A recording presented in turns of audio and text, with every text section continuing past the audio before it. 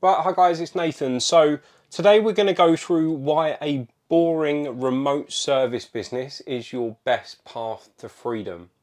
And we're going to break that down. It breaks down into four types of freedom, basically: financial, time, location, and purpose. And we're going to go through each one of these, and I'll break down specifically how the business model itself and the way that the business runs gives you all of these types of freedom. Now, coming off this, I want to kind of get this drummed into you from the start. Remember that boring or simple is predictable. Boring is predictable. Predictable is scalable. And scalable, of course, gives you freedom. Now, that is literally how this business model works. We have a very simple and boring business model. It gives us predictable sales, which means we can scale, and then scale, obviously, everything comes in line with the scalability of a business, giving you that freedom element that you more than likely don't get with a 9 to 5, let's face it. I remember that very well. So let's start with financial freedom. Okay, financial freedom is going to be defined by the person. It's going to be defined by you. Where is your financial goal that you want to get to?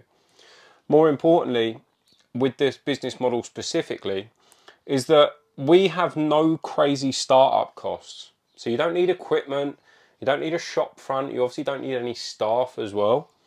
And that alone means that the initial stages of starting one of these businesses, there's no heavy down payments into stock and things like that. You know, you go and start a fulfillment business, or you start a product related business, you're more than likely going to have to invest into the product to start with. Now, we avoid all of that, which is great.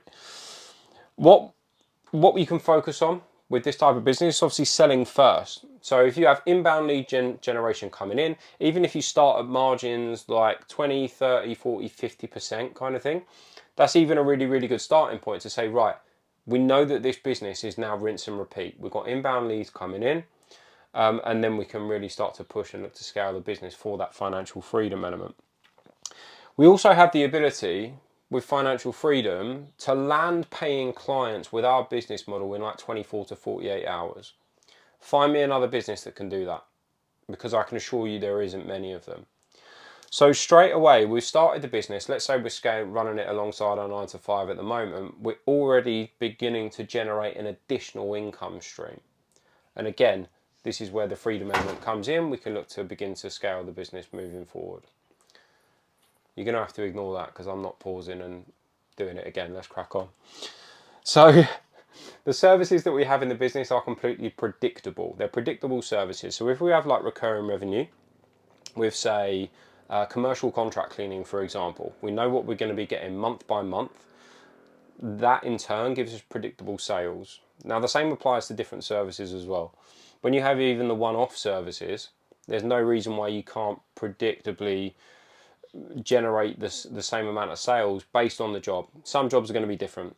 Like one of my clients literally messaged me about 250 houses for an entire year that would have regular cleans on them. Now, that's a very, very big project. At first glance, he's probably looking at £60,000 a year, if not more. And again, being able to predict something like that obviously is a little bit different. But what you can do is land that contract, and then month by month, he's going to have predictable sales. So if you're breaking that down at £5,000 a month, we know that as a base, we now have a contract that nets us £5,000 per month. So that's the recurring revenue and kind of the predictable sales that obviously come along with financial freedom. And the freedom element is there with the scalability. If my client lands that contract, well, then he's potentially replacing his income just off the back of one contract. So then what can we do to begin to continue to scale the business off the back of that? Something like that is a perfect example of having a really, really good project that you can then market off the back of as well. Okay, so let's go across to time freedom. So time freedom with our business, specifically we run a contractor model. Remember, we outsource all of the work to contractors. So I'll show you how to not hire staff or anything like that. You don't want to be hiring staff in one of these businesses. It's a pain in the ass. Obviously, you don't do the work yourself as well, which is really, really important. So when we run the contractor model, you're mainly going to be quoting, you're going to be scheduling the contractors or the job, and then we're going to manage quality control. There's other things, you know, client service, customer service, making sure the client's happy with everything. But that is actually going to come down to the fulfillment with the contractor as well. So having a simple online setup framework and lead generation, again, gives you that time freedom element in the business, because you'll literally generate leads while you sleep. The first stage of a sales process, adding in inbound lead generation to the first stage, means that leads just come through the door. Now that's a very, very easy way to start a business. As you begin to scale, you can add in additional sales strategies into the business and continue scaling it that way. Okay. So like I said, the contractors, the jobs are fulfilled without your involvement in the business. So the business owner does not get involved in the actual fulfillment of the job. That's all down to the contractor. Again, focusing on time freedom. So the client signs the job off, you invoice the client, you accept the payment. Now there's a lot more that you can do in terms of delivering quality of service, making sure that the client's happy with everything. Again, this is going to come down to you and how you want to run your business. I can teach you the model, but how you want to run your business comes down to your values and things like that, which we'll touch base on in a bit with the purpose freedom side of things. At the same time, to even create a greater time freedom, when we get to a certain point, we can bring in a virtual assistant. You can do this in quite an early stage as well, or we bring in an operations manager to remove you out of that process. And again, then you're working on the business. Do you want to continue to scale? Are you happy with where you're at currently? So on and so forth. It's going to come down to your goals at this point. So this one's really important, the last one. So let's come down to location freedom. Now, location freedom is obviously going to come down to your goals as well. Do you want to run this from home? Do you want to live in a different country? Or do you want to kind of run a hybrid model where you do go to some sites, you do meet some clients, you do meet some contractors? I used to do a bit of both. Now I literally just run it without going to any sites whatsoever. My contractors deal with everything. So the online setup gives you local authority. So if you set up with a local services advertising campaign, or Google My Business, obviously a website, you can target that specifically to one location. So that gives you local authority. So let's say you target London, for example, but you're actually based in Scotland, or you're based in Holland, anywhere apart from London, pretty much. You still focus on London, where you generate leads, where your business is, where you make an income from, but you've got the freedom, because of the model that we set up using contractors, you've got the freedom to do this from anywhere. Again, location freedom.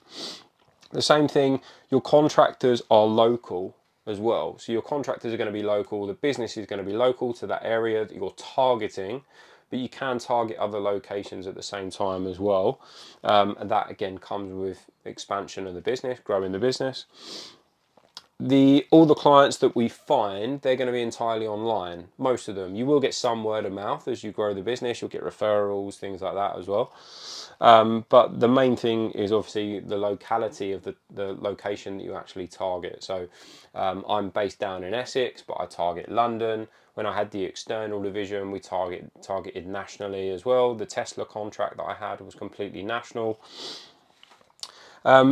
At the same time, you've got the ability to start locally and then expand locations, and that's simply how we scale the business. So the one thing is about conquering the target location initially. So you want to target London, let's essentially try to conquer London before we then begin to expand.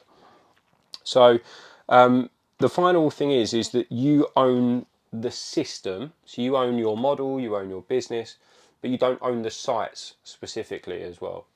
So again, that's where location isn't an issue.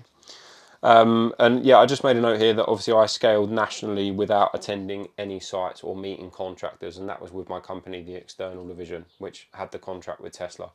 I met some of the London contractors where I'd already worked with them previously, and Essex, but the guys up in like Scotland, Manchester, Liverpool, I've never met them, and they were absolutely brilliant, dialed in.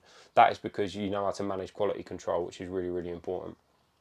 Okay, purpose freedom. I love this one. This is something that come to me kind of off the back of doing a lot of self-development work as well. And when you really look into it, so here, when you're owning your own business, you're not building someone else's dream. So if you think about some of the companies that you work for, they were built initially by someone that had a dream. They wanted to be their own boss. They wanted to generate a good income. They wanted to grow their business. Now, if you're working in a 9 to 5, subject to what the 9 to 5 is, you're more than likely building someone else's dream. And I noticed that when I worked for barristers clerks for 11 years. If you don't know my background, that's exactly what it was. When you go out and develop business and you bring in new work and things like that, and you negotiate fees for barristers, you're building their dream. You're giving them financial freedom. So every time I went out and got a piece of work, I went and met a solicitor, brought some work in, agreed a £10,000, £50,000 brief fee for a barrister to go to court. Well, I didn't get any commission out of that. I definitely didn't get a bonus out of that. I got a £50 multi-use gift voucher when I left the chambers that I worked out. So bear that in mind. Ultimately, you're building someone else's dream. That's what it come down to for me. And when I realised that that's exactly what I was doing, that's when I wanted to start my own business. So you also choose your services, your clients, and your values that go into your business. Now, one of the first things that I do with a number of my clients is come up with a vision and mission statement for their business. This is their values that integrate directly into their business. It's also really important for the customer, the client journey, to be able to come in and see the vision and missions that you instill in your business. You also get to experience entrepreneurship without debt or years of grind. So the way that we set the business up, you don't need any crazy startup costs or anything like that. There's no shop front, so on and so forth. That means that you get to experience entrepreneurship in the right way, without the debt and everything that, you see so many entrepreneurs get into debt and things like that. And I can tell you about some of my experiences with my first businesses that weren't a service-based business. They were hell. Also giving you purpose freedom is the fact that you can exit your business, completely automate it, or continue to evolve it. And that is going to come down to your goals. But remembering it is yours. When you set up your first business, and I can tell you firsthand, this is the most amazing feeling, is that the business 100% is yours. It's your entity. You own it. So whatever you want to do with it, you want to scale it to a certain amount, live off the dividends, keep it nice and simple, or you really want to grow it, there's ways to do that as well. There's also ways to exit one of these businesses, to completely sell it one day, or pass it down to your children, grandchildren, so on and so forth. You'll see some service-based businesses, not necessarily with our setup specifically, but the ones that have been well known for years, they've been around for a very, very long time. This is a business that's been around for hundreds of years, but no one specifically runs this type of model. So purpose here is really, really important. And just a final question to leave you with, really off the back of this, what is your purpose in life? Is it to work a 9 to 5 until you're 70, 75 years old and build someone else's dream? Or is it time for you to build your dream?